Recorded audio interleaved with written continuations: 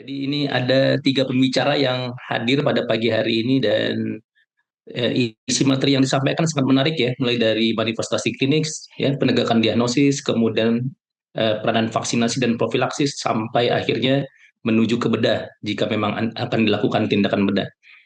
Eh, Silakan kepada para profesor dan dokter jika ada ingin bertanya silakan, silakan melakukan raise hand.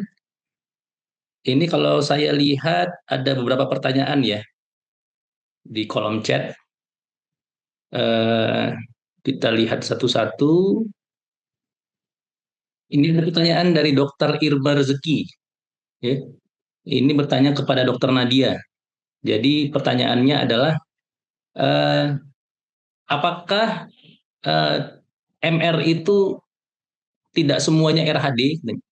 Oleh karena beliau mendapatkan kasus ya di Jayapura, klinisnya ada, pasiennya gampang capek, kemudian terdengar bising jantung, dan dikonsulkan ke dokter jantung di sana. Dari hasil pemeriksaan fisik didapatkan cuman terdengar bising jantung dan hasil laboratoriumnya semuanya normal. Akan tetapi pada dari dokter jantung disebutkan bahwasanya penyebab MR-nya itu adalah RHD, ya. Sehingga pasiennya diminta untuk menjalankan atau mendapatkan injeksi BPG tiap 28 hari. Kira-kira untuk kasus seperti ini apa yang bisa dilakukan? Apakah tetap didiagnosa dengan RHD? Kira-kira bagaimana Dokter Nadia? Silakan Dokter Nadia. Terima kasih Dokter Hafaz ya. Dokter Irma, kalau yang untuk pasien ini pada saat kalau klinisnya jelas ya, jadi klinis gagal jantungnya jelas ya. Kemudian tapi lab-labnya semua normal. Nah, kemungkinan pasiennya ini tidak berada dalam kondisi akut. Jadi dia berada di fase demam rematik akut yang sudah terlewati dan yang tersisa adalah penyakit jantung rematiknya. Jadi kerusakan katup permanennya. Dan itu memang ada harus ditegakkan dengan pemeriksaan ekokardiografi. Nah, pemeriksaan ekokardiografi di situ tadi ada morfologi-morfologi yang khas untuk penyakit jantung rematik dan memang bisa dinilai oleh kardiologi. Jika sudah memang memenuhi kriteria PCR ya dia termasuk mitral regurgitation akibat rheumatic heart disease ya dengan derajat Putus-putus Dokter mild. Nadia. Putus-putus ya. Sebentar. Halo, Dokter Nadia. Dengar belum ya? Sudah. Ya, Silakan. jadi memang kriteria ekokardiografi itu yang akan menentukan ini mitral regurgitation rematik atau bukan. Dan ini sudah di eko ya dan hasilnya ringan, berarti dia masuk di PCR stadium B ya, stage B. Dan ini memang harus tetap ditata laksana dengan secondary prophylaxis sesuai tadi gradingnya ya. Tadi berarti dia dengan riwayat karditis ya, berarti dia minimal 10 tahun atau 25 tahun dipilih mana yang lebih lama. Dan untuk MR sendiri memang ada MR kongenital ya. Jadi mitral regurgitation kongenital yang bawaannya dari lahir aparatus mitralnya tidak lengkap. Tetapi itu biasanya kejadiannya tidak di umur-umur rematik ya. Umur-umur rematik itu umur 5 sampai 15 tahun. Sedangkan kalau untuk MR kongenital dia dari lahir pasti akan sudah ada gejala gagal jantungnya. Dan apabila ragu-ragu memang yang bisa membedakan MR itu apakah kongenital atau akuisita atau rematik itu memang dari ekokardiografi. Jadi saran saya untuk pasien ini tetap dilanjutkan tata laksana secondary prophylaxis untuk PCR-nya. Oke. Terima kasih Dokter Nadia. Ya, Berikutnya terima ada kasih Dr. pertanyaan. Abbas. Ya, berikutnya ada pertanyaan dari Dokter Ahmad Fahrur. Ini bertanya kepada Dokter Piprim. Pertanyaannya, mengapa benzatin penisilin cukup hanya disuntikan 1 kali per bulan? Padahal obat ini bertahan di serum hanya sampai 12 hari. Kira-kira bagaimana Dokter Piprim? Silakan Dokter Piprim. Ya, baik, terima kasih. Jadi walaupun di serum dia hanya bertahan 12 hari, tetapi benzathine penicillin yang disuntikkan di otot ini ada mekanisme deposit di otot ya. Dan ini bisa dikeluarkan lambat secara bertahap. Dan karena target utama terapi ini adalah mencegah infeksi ulang oleh Streptococcus beta hemolitikus, sehingga bukan hanya mempertahankan kadar obat dalam serum. Ya, ini memang nanti akan ada efek pengeluaran lambat dari depo di otot, ya, sehingga ini masih bisa efektif melindungi sampai 21 atau 28 hari. Dan ini sudah diteliti cukup efektif untuk mencegah kekambuhan. Jadi kira-kira di darah atau di serum dia 12 hari, tapi masih ada efek pelepasan depo lambat di ototnya. Saya kira itu Dr. Hafaz. Makasih. Terima kasih Dr. Piprim. Jadi memang benzathine penicillin ini biasanya kita berikan antara 21 sampai dengan 28 hari ya dok ya, pada praktek klinis sehari-hari kita. Berikutnya ada pertanyaan dari Dokter Rizka Sarah ya. Ini ditujukan mungkin untuk Dokter Nadia kali ya kalau saya lihat. Jadi Dokter Sarah ini mendapatkan pasien dengan suspek GNAPS ya, GNAPS. Oleh karena dijumpai adanya klinis oliguri, dijumpai adanya udem ya, dijumpai adanya hipertensi ya di rumah sakit. Kemudian pertanyaannya apakah perlu juga dilakukan screening demam rematik ya? Kemudian jika GNAPS-nya dan demam rematik terjadi bersamaan pada anak, kira-kira bagaimana tata laksananya? Silakan Dokter Nadia.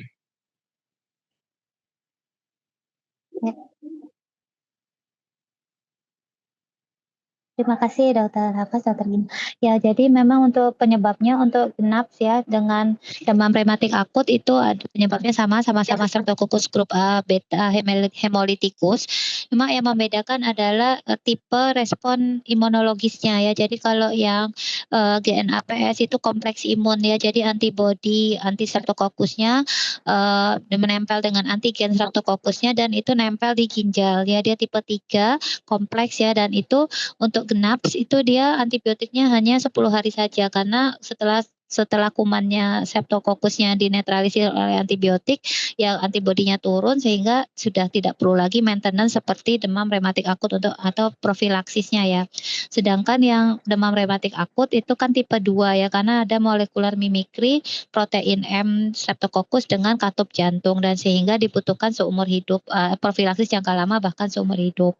Nah, kalau untuk GNAPS, walaupun beda tipenya, karena sama-sama streptokokal ya, streptokokal infection, ada beberapa juga yang terjadi berbarengan, walaupun itu hanya sedikit kasusnya, karena strain-nya hanya spesifik yang Streptococcus yang bisa menyebabkan kedua kelainan tersebut.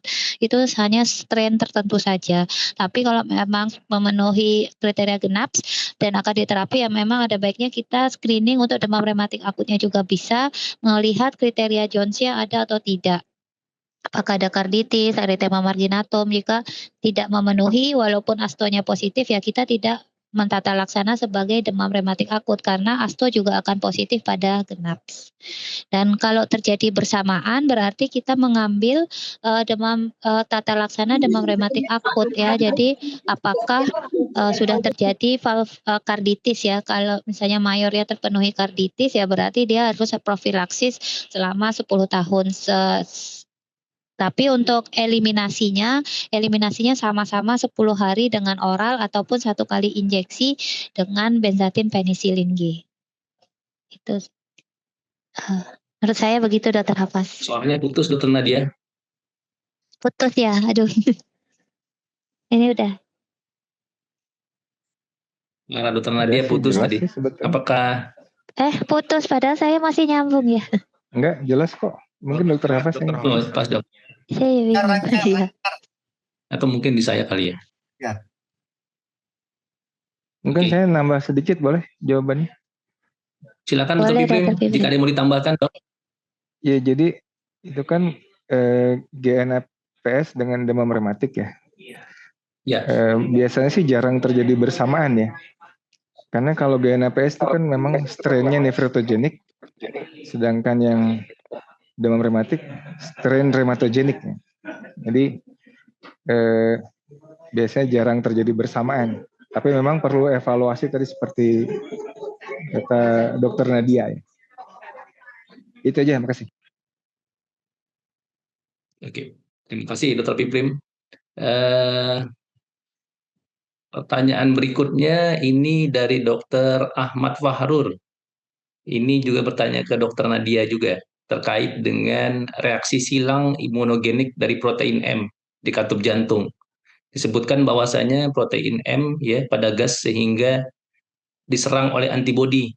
Tapi mengapa pada PJR ini hanya terjadi pada orang yang memiliki kerentanan tertentu? Jadi pertanyaannya, apakah protein M pada katup jantung ini ada di semua manusia ataukah hanya ada di orang yang rentan saja? Silahkan Dokter Nadia. Ya, jadi mungkin di dijelaskan diklarifikasi dulu ya bahwa yang punya protein M itu adalah yang Streptococcusnya ya. Jadi protein M itu adalah antigen di Streptococcus yang membantu Streptococcus itu masuk ke epitel, masuk ke endotel dan sampai masuk ke bloodstream ya. Jadi vaskularisasi darah.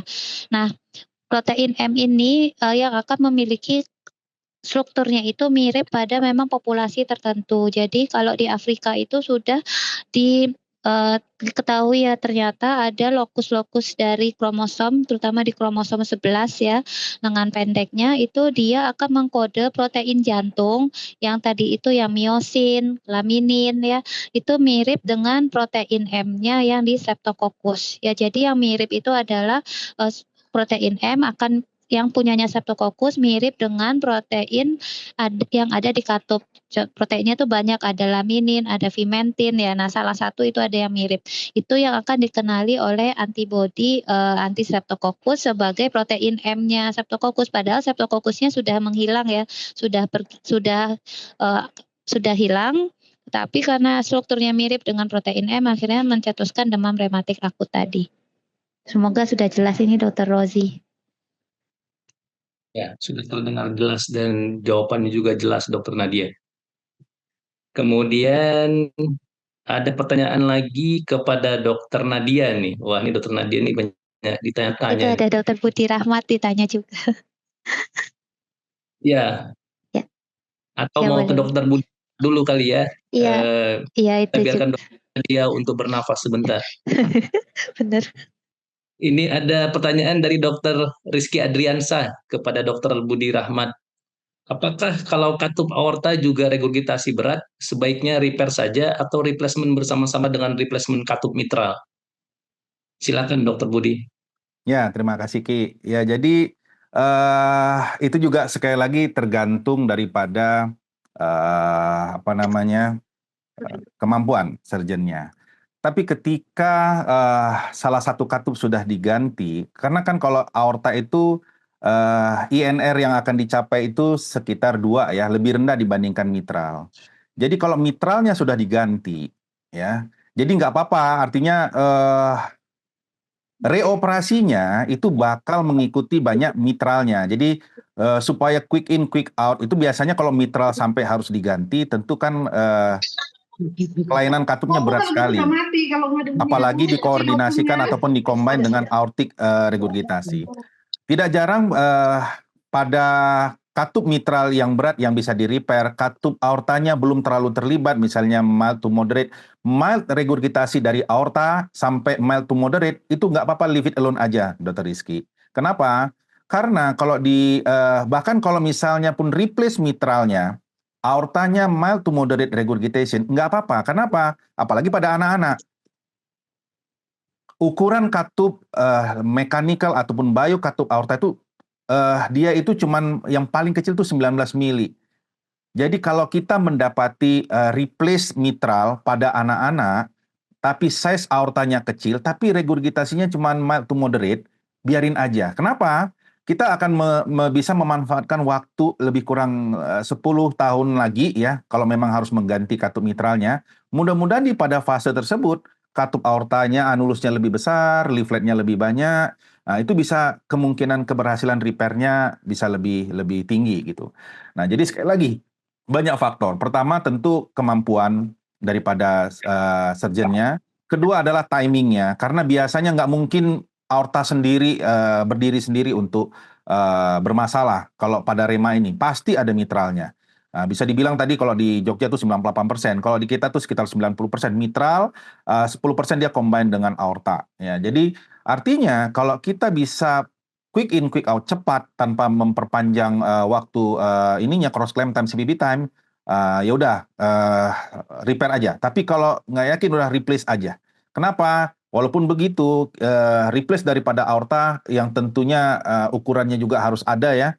Tentu akan lebih meningkatkan keberhasilan daripada operasi tersebut. Ya, seperti tadi kasus yang disampaikan, katup mitralnya sudah sangat berat, udah jangan coba-coba lagi aortanya, langsung kita replace aja, sehingga mortalitasnya bisa kita tekan. Gitu tuh. Jadi agak-agak ada beberapa pertimbangan dari sisi pasiennya, dari sisi kemampuan kita, dari sisi long term-nya, mungkinan repairability-nya di masa yang akan datang, bersamaan dengan harus di-replace lagi katup mitralnya, itu bisa jadi pertimbangan. Begitu Dr. Rizky, mudah-mudahan menjawab. Terima kasih Dr. Hafaz boleh tanya Dr. Budi sedikit nggak? Oh boleh, silakan Dr. Piprim. Mumpung ada. Ya. Dr. Budi, itu Ya. saya ada bayi 6 bulan dengan mitral regurgitasi kongenital yang berat. Itu nggak dirujuk ke harapan kita, nggak berani operasi ya? Berani kok. Jadi kalau mitral regurgitasi ini dok, izin saya menjawab. Kongenital, dia kongenital. Ya, kongenital kan regurgitasi banyak ada yang dia berdiri sendiri, itu sangat jarang memang Dokter Piprim. Regurgitasi berdiri sendiri sering diikuti dengan misalnya PSD ya. Nah, itu cukup sering. Nah, biasanya kalau memang simptomatik, maka target kita adalah mengurangi regurgitasinya tanpa menanamkan rigid ring. Nah, jadi dengan umumnya yang sering saya lakukan adalah anuloplasti atau memasang ring yang fleksibel pada 1/4 bagian yang misalnya pada P1, P2 regurgitasinya atau A1, A2, maka di daerah tersebut saja yang akan kita reduksi anulusnya. Kalau toh nanti regurgitasinya terjadi mild to moderate gitu, itu bisa kita accept untuk spend some time nanti reoperasi lagi. Ada sekitar 5% lah ya kasus-kasus tersebut yang kembali lagi di usia dia 2-3 tahun kemudian. Nah, dan tentu reparabilitasnya lebih tinggi dokter gitu. Nah, nanti saya rujuk ke Dokter Budi aja ya. Siap. Modalitas lainnya adalah kita bisa menggunakan ekstensi daripada perikardium. Perikardium itu bisa kita manfaatkan untuk menambah luas area dari AML atau anterior mitral leaflet daripada yang regurgitasi tadi. Jadi cukup membantu sebenarnya. Dibandingkan dengan membiarkan saja, tentu nanti akan berakibat low cardiac output dan juga meningkatkan tekanan sistolik PA, jadi pulmonary hypertension vena, dan itu tentu morbiditas mortalitasnya tentu akan lebih tinggi apabila ditunggu. Demikian Dr. Piprim. Makasih. Terima kasih. Ya, terima kasih Dr. Piprim dan Dr. Budi. Mungkin ada pertanyaan satu lagi untuk Dr. Budi nih. Terkait dengan penyakit jantung rematik ya pada anak remaja perempuan. Untuk penggantian katup mekanik mengapa tidak diperbolehkan untuk hamil gitu.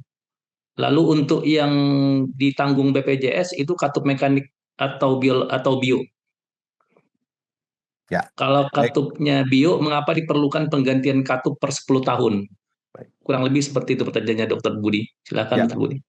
Baik, terima kasih. Ini dari Dr. Ahmad Farurozi ya. Jadi itu sudah jelas kalau katup mechanical dikombinasi pada kehamilan itu di FDA udah kategori D atau X. Udah jelas terbukti secara pada sampel hewan maupun manusia itu teratogenik. Bisa mengakibatkan gangguan susunan saraf pusat. Kalau pada usia-usia trimester pertama kehamilan bisa hipoplasia daripada nasal, bahkan retardasi mental ya, bisa mengganggu. Pada trimester kedua, ketiga itu bisa mengganggu pertumbuhan susunan saraf pusat. Jadi sudah terbukti ya, dan itu sangat tidak dianjurkan. Tapi ya itu tadi, kalau memang pun mau ini kan mungkin ada cara lain ya untuk antikoagulannya. Yang jelas tidak menggunakan warfarin ya. Nah, kemudian pemilihan kalau daripada BPJS, kenapa kok logam ya? Ini memang ya kebijakan sekali lagi. Mungkin karena yang itu lebih murah sehingga bisa banyak menolong pasien-pasien lainnya gitu. Karena kalau bio ini lumayan mahal. Bayo ini sendiri sebenarnya saat ini sudah ada 3 generasi. Generasi pertama itu yang dari babi ya, dari babi Hankook, maaf menyebutkan merek. Itu memang daya tahan estimasinya itu sekitar 10 tahunan. Itu karena 2 hal. Pertama karena reaksi jaringan, rejection yang perlambat, yang kronik. Yang kedua adalah memang anaknya udah gede gitu. Kita lakukan pada usia misalnya agak lebih kecil dan dia membutuhkan katup yang lebih besar di kemudian hari.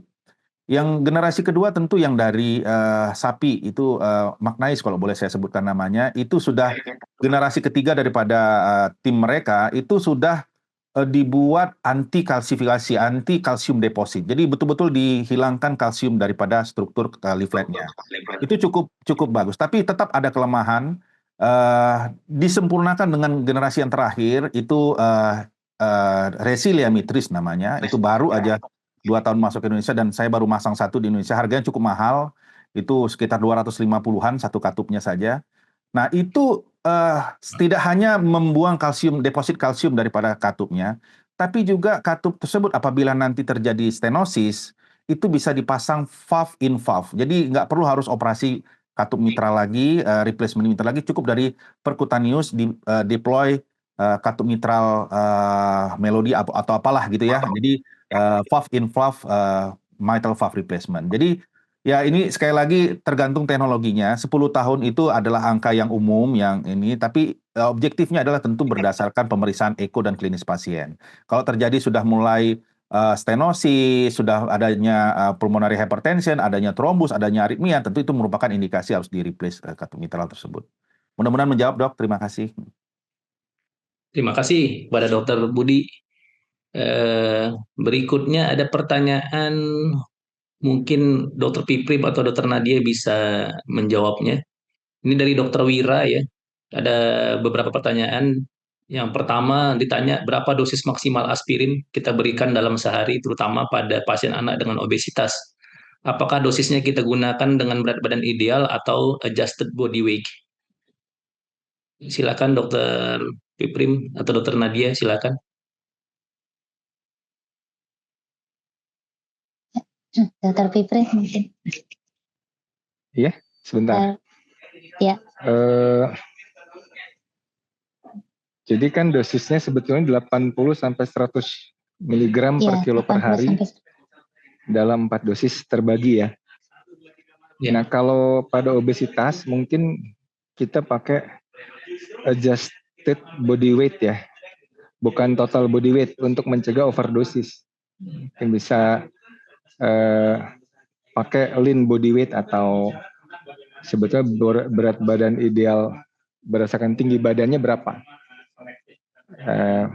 Kalau anak obesitas pakai berat badannya yang langsung mungkin nanti jadinya overdosis ya. Nggak tahu Dokter Nadia setuju nggak? Iya dok, memang adjusted tapi dari buku dosis itu maksimal 2000 gram. Walaupun berat badannya mau berapapun itu maksimal 2000 gram karena lebih dari 2000 itu meningkatkan resiko Rey syndrome dok. Saya pernah baca di situ, jadi nanti dihitung berat badan tapi maksimal dos sehari 2000 gram. Gitu dok. Ya, jadi memang ada maksimal dos ya dalam seharinya, berapapun berat badannya. Dan hanya diberikan kan untuk karditis berat apabila sudah type of prednison. Ya. Ya, pertanyaan kedua, bagaimana perbandingan phenoxymethylpenicillin versus BPG dalam efektivitas karena ada anak yang tidak tahan dengan nyeri penyuntikan atau pasca penyuntikan BPG. Jadi kira-kira kalau misalnya ada pertimbangan terhadap nyeri akibat suntikan, kira-kira bagaimana perbandingan efektivitas dari phenoxy dan BPG ini? Silakan Dokter Nadia atau Dokter Piprim.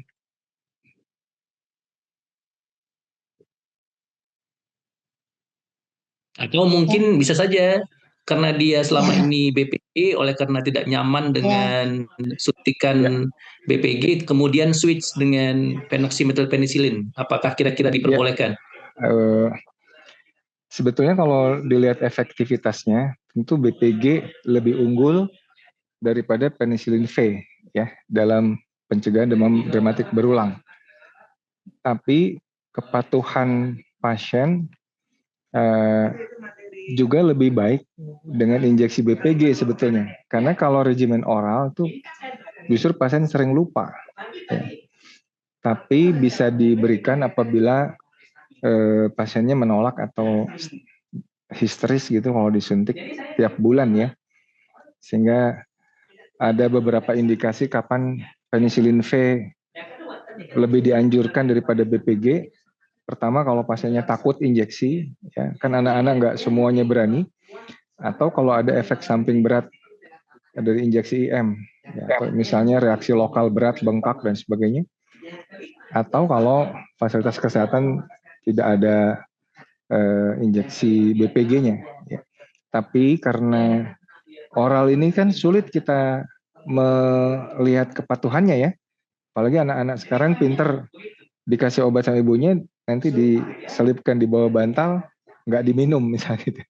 Jadi kalau injeksi kan dia lebih pasti ya, lebih pasti. Saya kira itu mungkin kenapa injeksi BPG lebih bermanfaat daripada oral. Makasih Dr. Fas. Ya, terima kasih Dr. Piprim. Jadi ujung-ujungnya berhubungan dengan compliance kali ya dok ya, pertimbangannya salah satunya. Berikutnya mungkin gantian dengan pertanyaan dari Dr. Wira untuk Dr. Budi. Pada pasien dengan RHD berat dengan MR severe, TR severe, dan cardiohepatic syndrome, kira-kira kapan waktu yang baik untuk dilakukan rujukan ke BTKV? Silakan Ya. Dr. Budi. Baik, terima kasih Dr. Wira. Jadi ini umum ya. Jadi intinya adalah pertama tidak dalam fase rema aktif. Ya, pastikan kalau yang paling sederhana kita lihat ASTO level di bawah 150 dan gejala-gejala klinis demam rematiknya juga nggak ada ya, reaktivasi remanya tanda-tandanya juga tidak ada.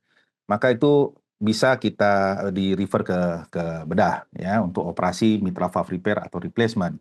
Yang lain yang sangat membantu untuk kecepatan kesembuhan pasien adalah penurunan functional class, perbaikan functional class. Jadi kalau datang dengan edema anasarka, functional class 4, treat diuretik ya, sambilan juga remanya diperbaiki, kemudian afterload reduction, nanti kempes dia gitu ya, functional class naik sedikit 3 gitu. Walaupun intrarawat kita masuk operasi itu keberhasilan lebih baik. Kenapa?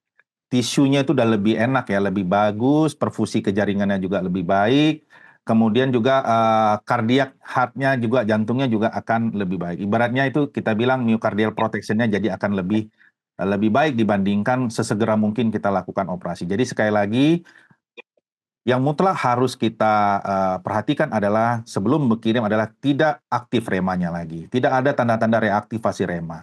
Yang kedua adalah sejauh mana kita mampu menata laksana heart failure-nya. Semaksimal mungkin, kalau memang sudah maksimal tidak bisa lagi ya di refer lah segera. Karena udah mentok, itu nggak bisa ngapa-ngapain lagi, memang harus segera dioperasi. Jadi cukup sering kita sendiri juga mengalami di harapan kita, intrarawat pasiennya. Asal tidak rema aktif, insya Allah outcome ataupun hasil pasca operasinya tetap bertahan baik begitu. Tapi kalau remanya masih aktif, nggak lama lagi nanti rusak lagi. Jadi percuma aja kita repair jadinya. Jadi demikian Dr. Wira, mudah-mudahan juga bisa paham. Makasih dok. Ya, terima kasih Dr. Budi. Berikutnya ada pertanyaan untuk Dr. Piprim kali ya. Bagaimana dan apa saja yang harus dilakukan bila terjadi reaksi alergi sesaat setelah injeksi benzathine penicillin, dan berapa lama pemberian steroid pada pasien dengan penyakit jantung rematik? Silakan Dr. Piprim.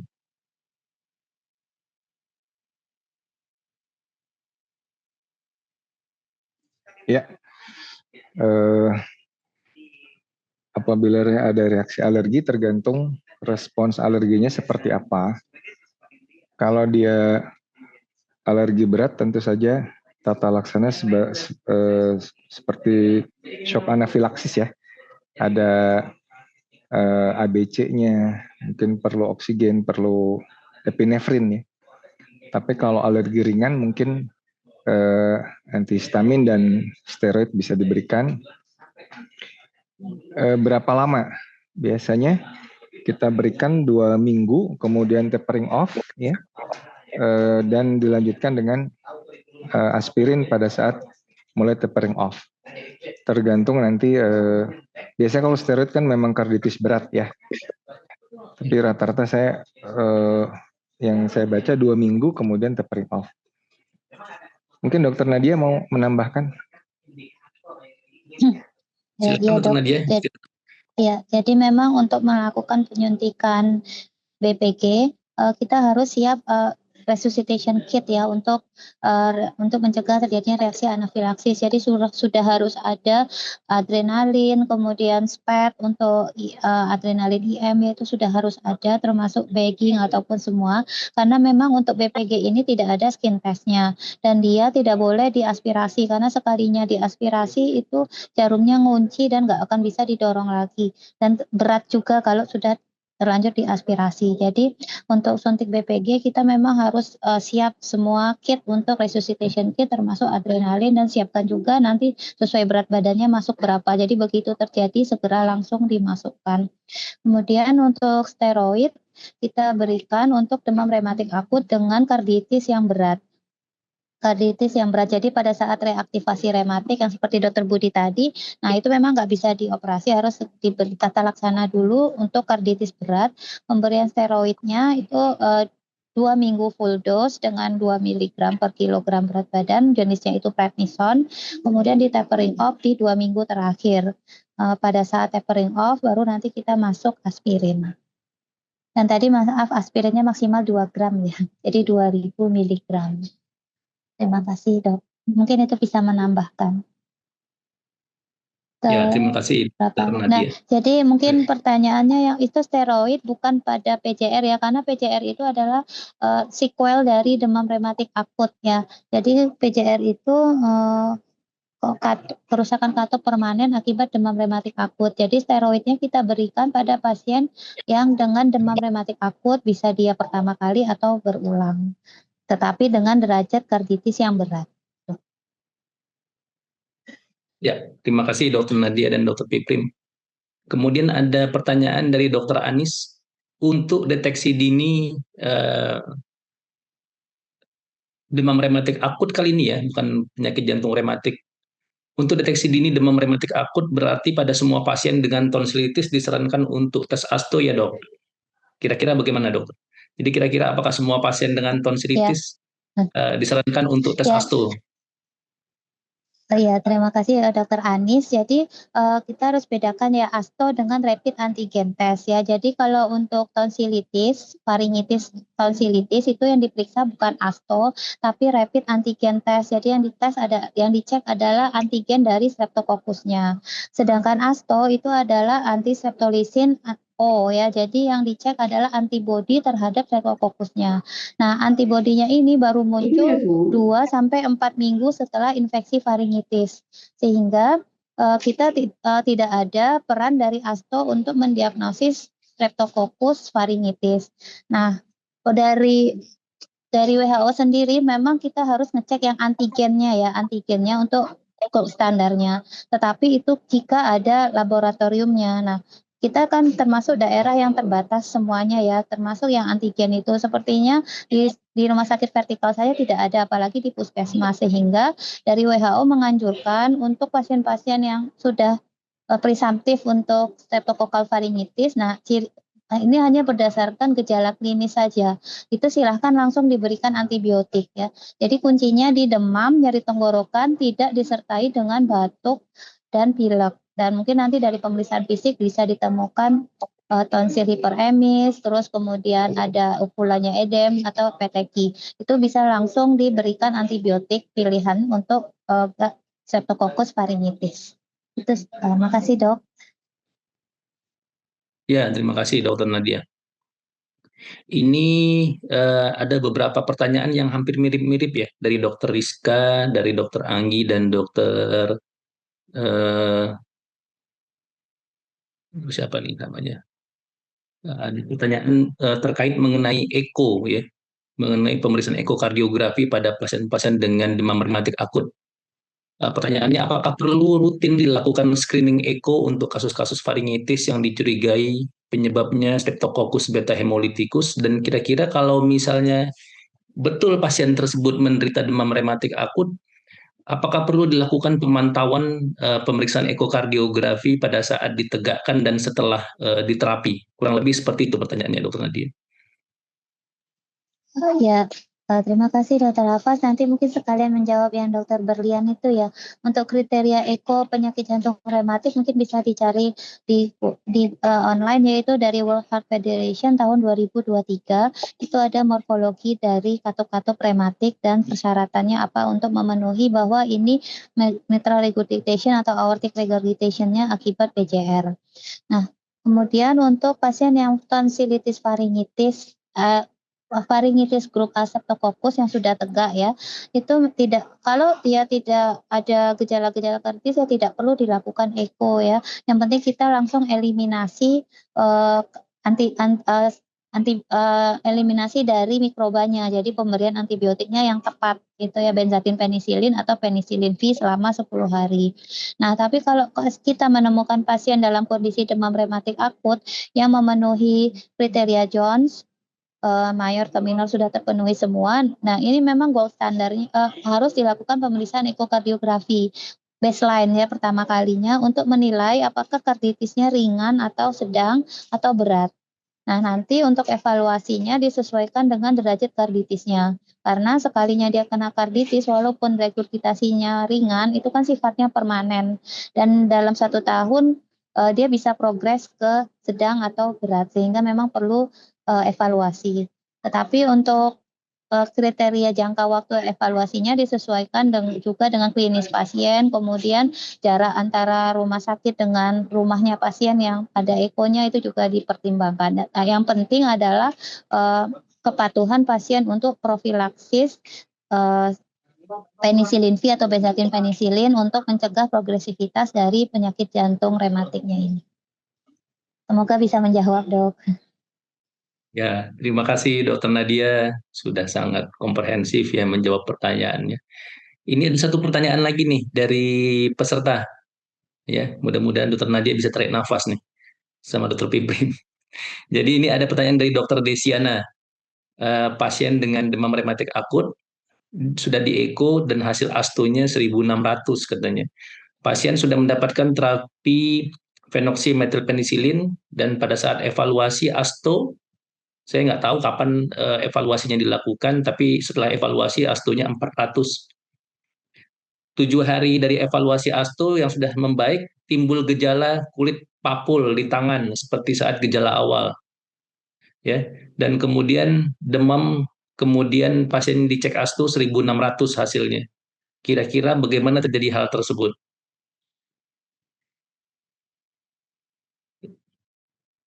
Silakan Dokter Nadia atau Dokter Piprim. Ya, mungkin saya bantu dulu, habis Nadia nafas dulu, nanti dia teruskan ya. Ya, silakan Dokter Piprim. Jadi ada beberapa kemungkinan ya. Mungkin yang pertama bukan karena kambuh, tapi ada infeksi baru ya. Ada infeksi ulang akibat paparan ulang dari gas itu ya. Ini bagaimana bisa terjadi apabila lingkungannya ikut mendukung, misalkan keluarga atau temannya dengan infeksi Streptococcus yang tidak terdeteksi, kemudian menularkan lagi ke dia. Jadi karena asto adalah antibodi terhadap streptolisin O, maka ini astonya bisa naik kembali. Bagaimana memastikannya? Nah itu rapid antigen test atau kultur tenggorokan untuk memastikan ini infeksi baru atau enggak. Karena asto enggak bisa memastikan ya. Asto ini kan hanya lihat antibodinya. Kalau memastikan infeksi baru ya kultur atau rapid antigen test untuk gas tadi. Ya. Dan yang kedua pastikan dia minum nggak antibiotiknya. Jangan-jangan kalau oral ini kan diumpetin antibiotiknya di bawah bantal ya. Jadi jangan-jangan ibunya bilang ini minum obat padahal nggak minum obat. Nah ini makanya lebih enak injeksi BPG ya. Kemungkinan yang kedua bisa juga reaksi autoimunnya berlangsung lebih lama walaupun nggak ada infeksi ulang ya. Jadi kan ada papul katanya di tangan. Ya, mungkin aja dia erythema marginatum ya. Nah, ini menunjukkan inflamasinya masih aktif. Jadi bukan infeksi baru. Ini butuh evaluasi apakah ada karditis, artritis atau hal-hal yang lain ya. Mungkin perlu dipertimbangkan terapi antiinflamasi lebih lama. Kemudian juga saya kira itu dulu, mungkin Dokter Nadia bisa menambahkan.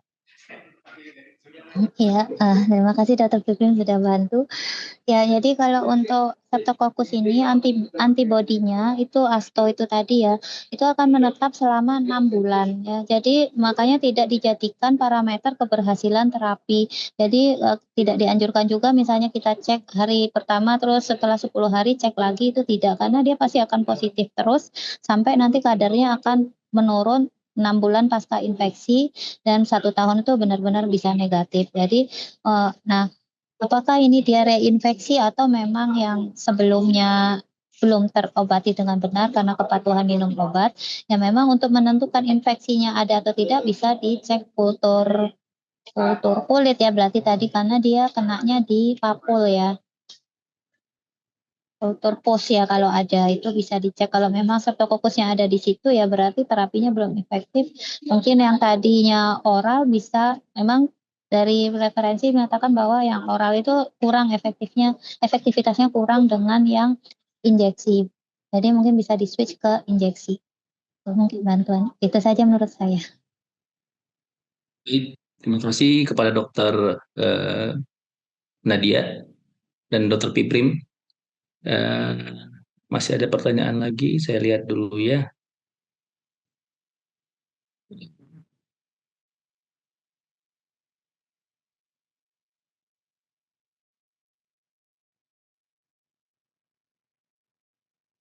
Ini ada pertanyaan dari Dokter Tina untuk Dokter Budi. Mungkin yang terakhir kali ya.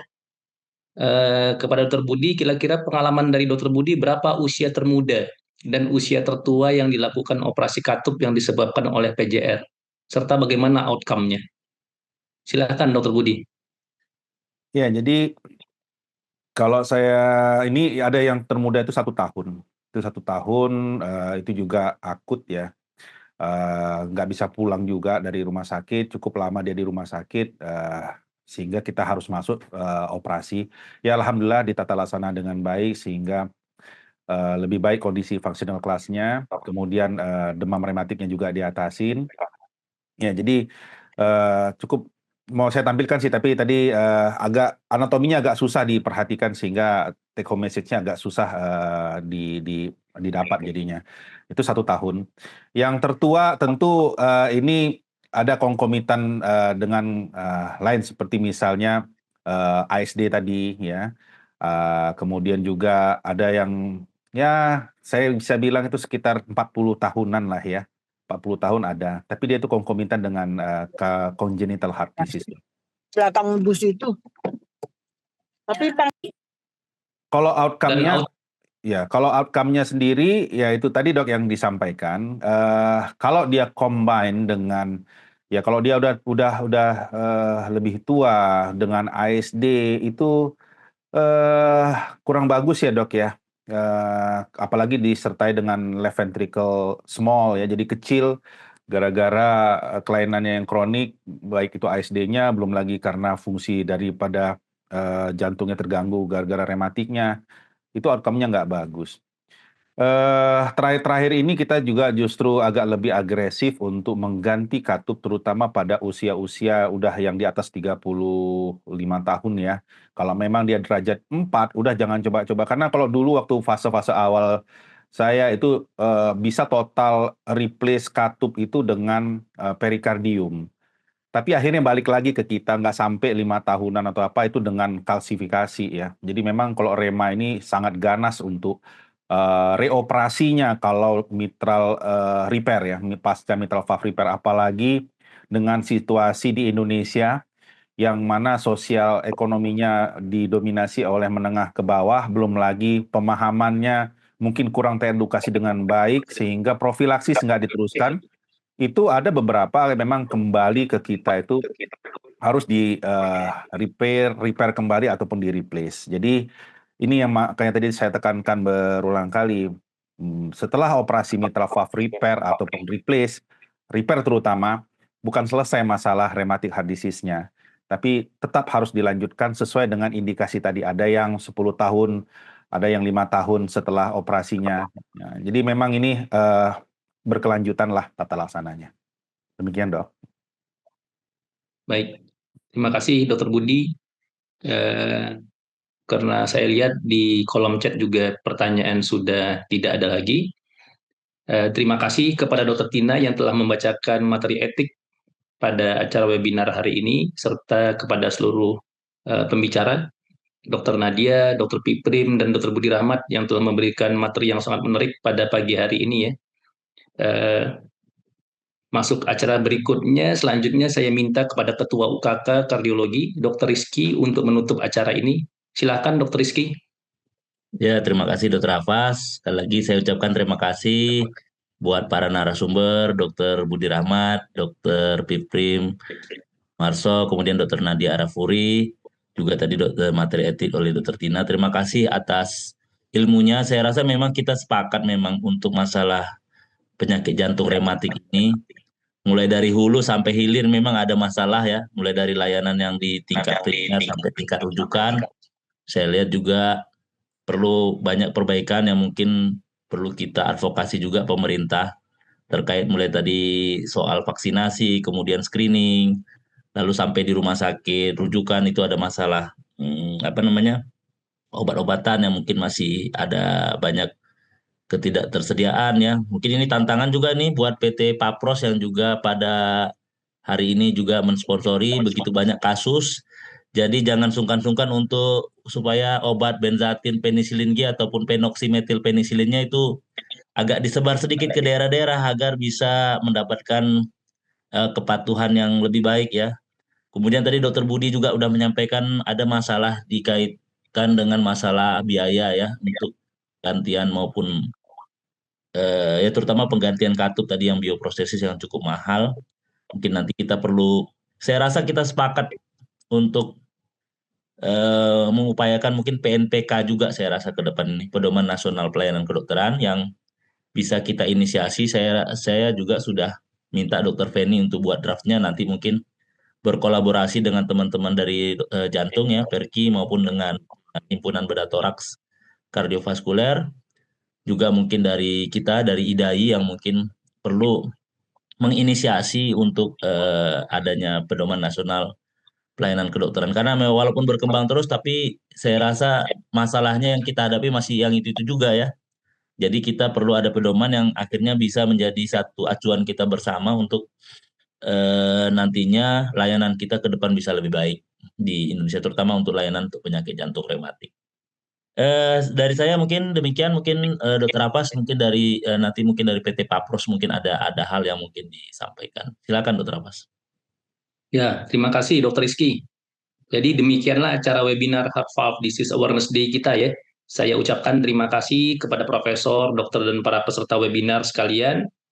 Tadi saya awalnya membuka pantun, saya tutup juga dengan pantun. Mentari sore mulai meredup, burung pulang ke sarangnya. Webinar ini kita tutup, semoga ilmu bermanfaat semuanya. Terima kasih.